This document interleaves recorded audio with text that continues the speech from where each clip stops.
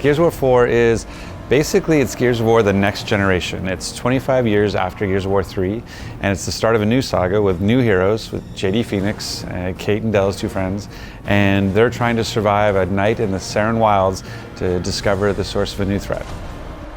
What's a bit different about this story compared to the previous Gears games is that we do have new characters facing a new situation.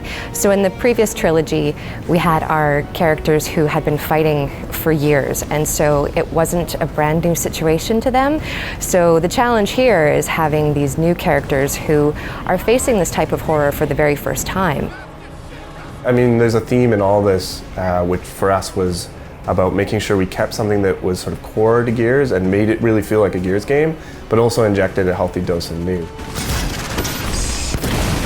It was interesting because we looked at it as, what were the kind of tone and the feeling that you got when you played Gears of War, especially the first Gears of War. So we looked at trying to honor that player experience and then see what type of characters and situations and stories would naturally arise out of that.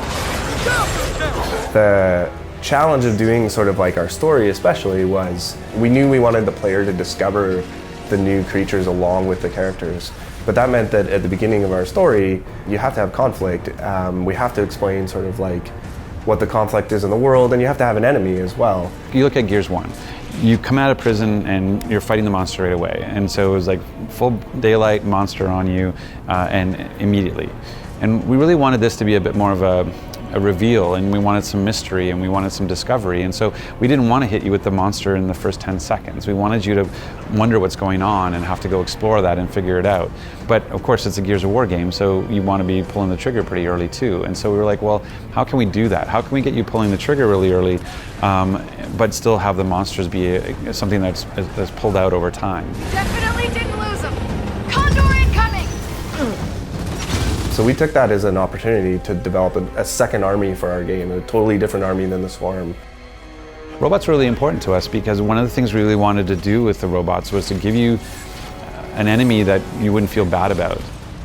Because we felt like if you were fighting the Coalition and there were other Gears and you were having to kill lots and lots of Gears in order to kind of get through the beginning of the story, well, once you were like, hey, you meet up with your dad, well, now you're a serial killer who's killed 300 soldiers. Like, there's no place to go with that in the story. Welcome home, James. I mean, a big thing for us was just trying to understand what Marcus's relationship to JD would be and how long that would last. And I think that's what people sort of come to understand as they play through the game about what really that relationship was like between the two of them.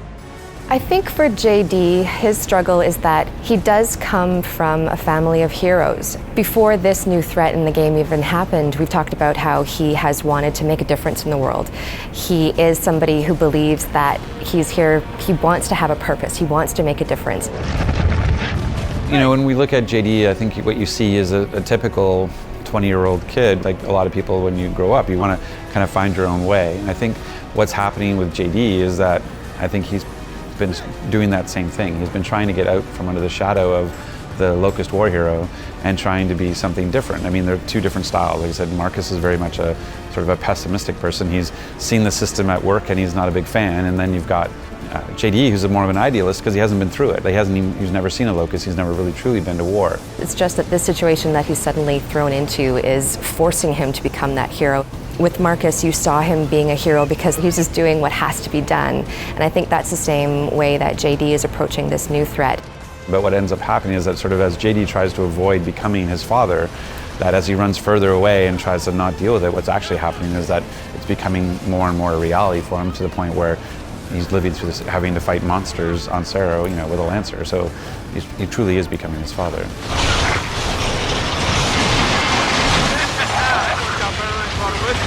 I guess what I hope players get out of this is really a sense of characters who like being around each other. It's kind of like what happens when three best friends get thrown into a life and death situation? What happens to that friendship? It's just, I hope that players kind of enjoy the friendship and enjoy being around these characters at the same time having that thrill of being like, oh my God, what's attacking me now? I have to survive. And just go on that journey of discovery with the characters. Great. Out of the storm and into the swarm. Really?